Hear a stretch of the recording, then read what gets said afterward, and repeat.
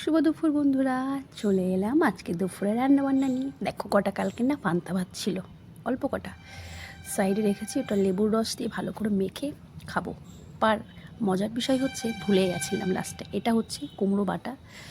আর কুমড়ো বাটা, হ্যাঁ ঠিক ধরেছ, কুমড়ো বাটা। আর সঙ্গে যদি শুকনো লঙ্কা না নিই তাহলে কিন্তু খাওয়াটা সেই মজা আসবে না। আর করেছি আলু দিয়ে কাতলা মাছের একদম পাতলা ঝোল জিরে বাটা দিয়ে। আর মনা মাছ খাইনি, সে মাছটুকু নিয়েছি। আর মাছের ডিমের বড়া দেখিয়েছিলাম, তো বেশ বড় করে ভেজেছিলাম, তো পিস পিস করে নিয়েছি। আর চিচিঙ্গা ভাজা অল্প একটু নিয়েছি দিয়ে আজকের খাওয়া দাওয়া।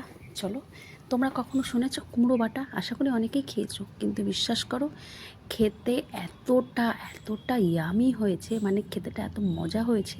আর বিশেষ করে এই কুমড়ো বাটা দিয়ে ভাত খেতে খেতে আমি ওপাশে কিন্তু পান্তা ভাতের কথা ভুলে গেছিলাম, ওটা আর খাইনি। তো যাই হোক, এই যে ভাতটা মাখাচ্ছি না, সঙ্গে এই যে এক টুকরো শুকনো লঙ্কা আমি ভেঙে নিয়েছি।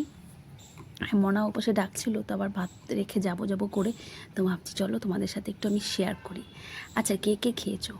এই যে মানে আমার খেতে গেলে কাঁচা লঙ্কা হোক শুকনো লঙ্কা হোক, লঙ্কা না হলে না হয় না।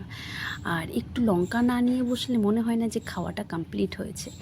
তো আমি ভাত মাখছিলাম, আর ওইটা না একদম কীভাবে করেছি সেটাও আমি কিন্তু তোমাদের সাথে বলে দেবো। তার আগে আমি খেয়ে নিই, নিজে খেয়ে তোমাদেরকে বলছি। দুর্দান্ত টেস্ট হয়েছে, খুব ইজি, কোনো মানে খুব মুশকিলের কিছুই না, ভীষণ ইজি, কিন্তু খেতে এত সুস্বাদু হয়েছে তোমাদেরকে কি বলবো।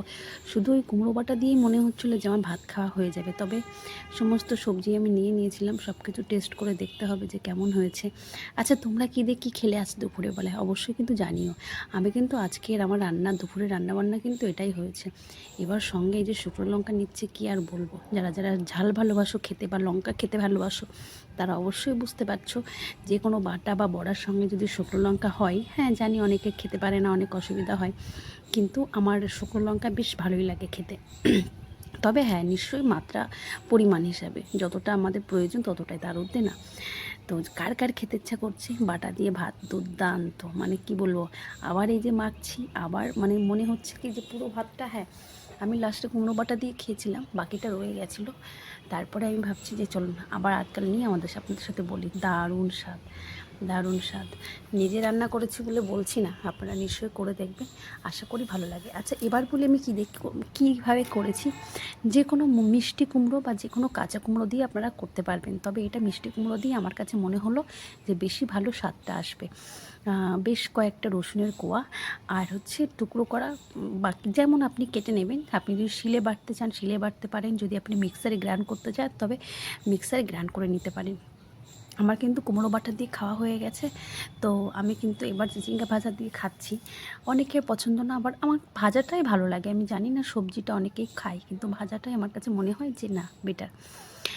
তো আমার কিন্তু দুপুরের রেসিপি এটাই। তোমরা কী দিয়ে কী খেয়েছো অবশ্যই কিন্তু কমেন্টে জানিও। চলো আমি কীভাবে করেছি। গোটা কয়েকটা রসুন, বেশ কয়েকটা রসুন আর কয়েকটা টুকরো কুমড়ো আমি মিক্সারে গ্রাইন্ড করে নিয়েছিলাম, আর সঙ্গে কাঁচা লঙ্কা নিয়েছিলাম বেশ 4-5টা। কাঁচা লঙ্কা নিয়ে এবার তেলের পরে একদম সর্ষের তেল, তার উপরে কালো জিরে কটা ফোড়ন দিয়ে এবং শুকনো লঙ্কা কয়েকটা ছিঁড়ে দিয়েছিলাম। কয়েকটা বলতে একটা কি দুটো আমি ছিঁড়ে দিয়েছি। তারপরে ওই তেলের মধ্যেও সেই বাটাটুকু আমি দিয়ে দিয়েছিলাম। চলো, কেমন লাগলো অবশ্যই